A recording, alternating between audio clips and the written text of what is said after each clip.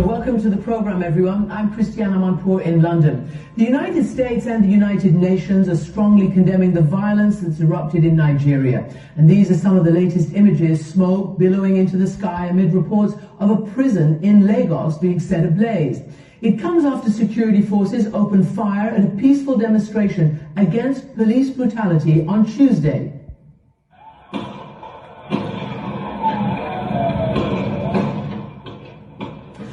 Witnesses and Amnesty International say at least 12 demonstrators were killed in Lagos, which is Africa's most populous city. And across the country, Amnesty says a total of 38 have been killed on Tuesday alone.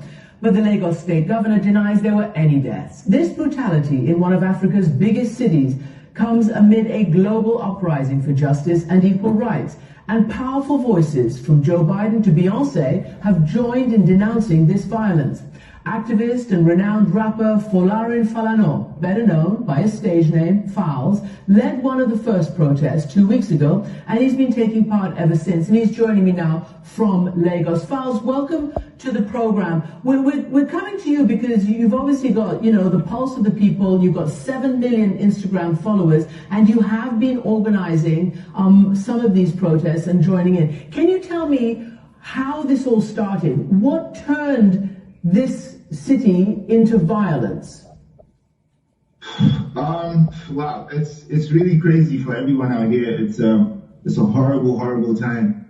And if this was yesterday, I probably wouldn't have been able to take this call because I was extremely distraught. It was a horrible incident. But it started probably about 2 weeks ago, roughly about 2 weeks ago, on the 8th of October. Myself and another artist named Runtown, we had shared on our Twitter and Instagram pages that we were going to do a walk, just a march, a peaceful protest against all forms of police brutality, all forms of police misconduct in general. And we did that with the hashtag #EndSARS.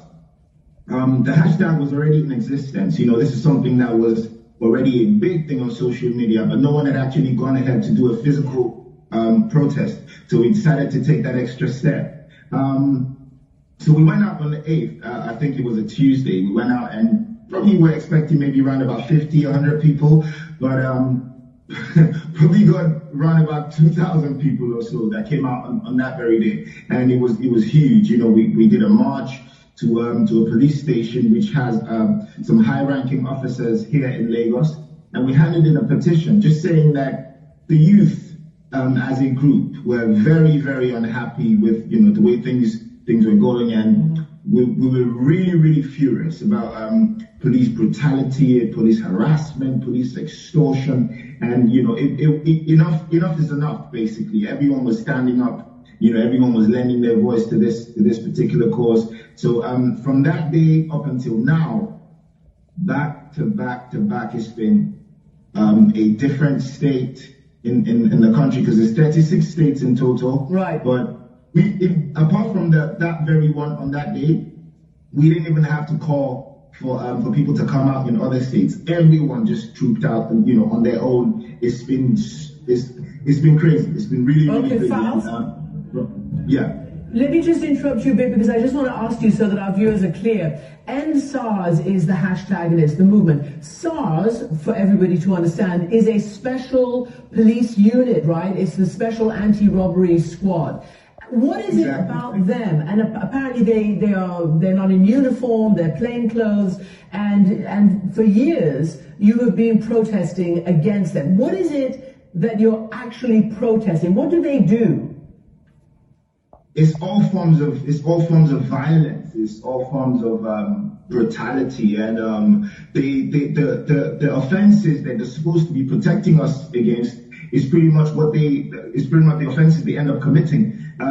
The SARS stands for State Anti-Robbery Squad, but they're committing the armed robbery, because we hear about numerous cases where they stop young people just because you look fresh, just because you look young and you look like you're making a lot of money. They'll stop you, they'll harass you, they'll go through your phone, and sometimes they search for messages from your bank, for example, so they can see your bank account balance. And when they do that, they drive you to an ATM, get you to withdraw money, and before they let you go, if they can't get money off you, they lock you up. We hear about several cases where they locked people up and those people disappeared because they were eventually killed.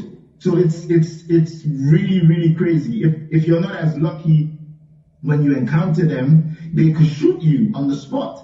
It's all forms of violence. They beat people up. They torture people. They murder. They commit armed robbery. It's everything.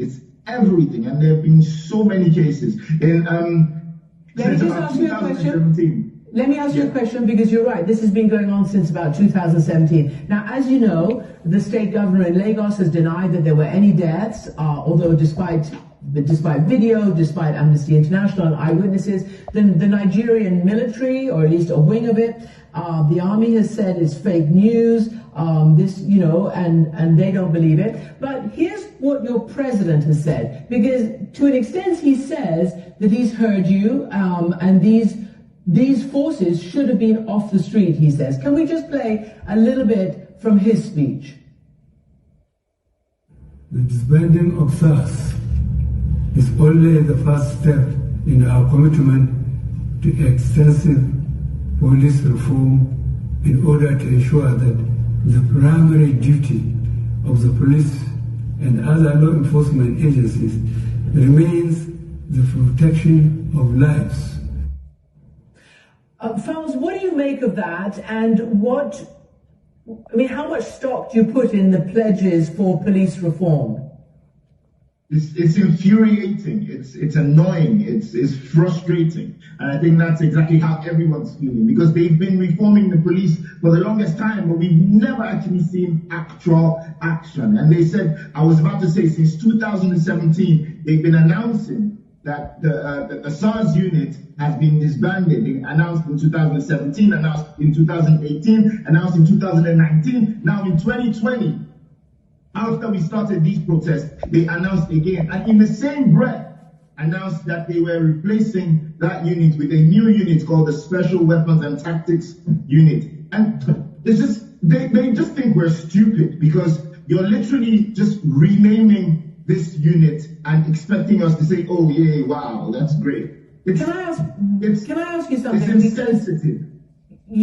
I want to ask you what you're demanding, but first I want to ask you, because you alluded to, the stressful situation and the lack of safety. There are a lot of young people who we've reached out to, a lot of people who are very upset and very, like you, but didn't want to appear on camera because they're afraid for their lives. Are you afraid for your own safety? I'm not afraid for my life. I'm not afraid for my life, because where we are right now, I feel like I could easily die by anything else anyway. There's a sheer, I don't even know where to start from. We have non-existent healthcare, for example. We have a seriously high level of poverty. There's unemployment.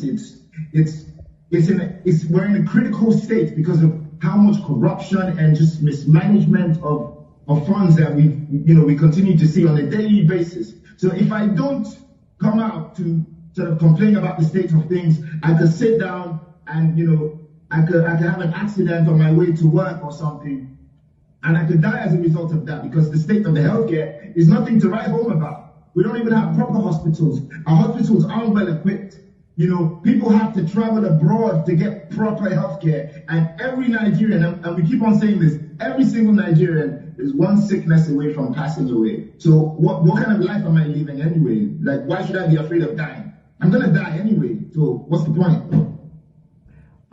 Falz, let me ask you, because some of the things you're saying resonate quite strongly with what's happening in the United States, certainly the racial uprising for justice, and obviously the need for equal health care and the like. And it's playing very heavily into the presidential election right now. I guess I want to ask you whether you feel a sense of solidarity coming from the US and other places where politicians, government leaders, and singers, artists, rap artists are basically, saying that they're supporting you. Do you feel a sense of solidarity? In a way, yeah, and but I feel more it's more depressing to think about what we're going through, because you know, the whole Black Lives Matter movement happened in the United States, and that's a more complicated issue, you know, with racism and all that stuff. But out here, it's black people doing the same thing to their brothers. It's us on us violence. It's even more depressing to think about. So it's a really, really terrible state that we're in right now. And there was a horrible massacre that went on Tuesday, and as a result, everywhere is up in flames. There's looting, there's shooting. It's a chaotic state right now. I don't even know where we're going from here. And Falz, I mean, you know, we always have to remind everybody, you know, you're talking about the biggest city in Africa. It's Nigeria's commercial capital, and this is a very rich country. It's had a hugely significant economy. Do you think the government will pay attention, and what precisely are you demanding to end this situation now? The government has to pay attention. All we're asking for is not to be killed. All we're asking for is not to be extorted. All we're asking for is not to be robbed by the officers that are supposed to be protecting our lives and property. All we're asking for is not to be raped. All we're asking for is not to be beaten up. I don't think it's too much to ask. There's so much evil that these officers are perpetrating, you know, under the police, in the police uniform. And all we're asking is that this stops. We've continued to protest against this for about 2 weeks straight, and the government has just continued to drag its feet. They're not really giving any real response to what we're complaining about, and it's very, very worrying to think about. Falz, thank you very much indeed. Thanks for giving us an update, and we understand, you know, the president is talking to the nation. We'll see whether he delivers on any of his promises. Falz, thanks for joining us. We want to end corruption, end killing, end everything, end everything. You mentioned the United States and the election there. There's 12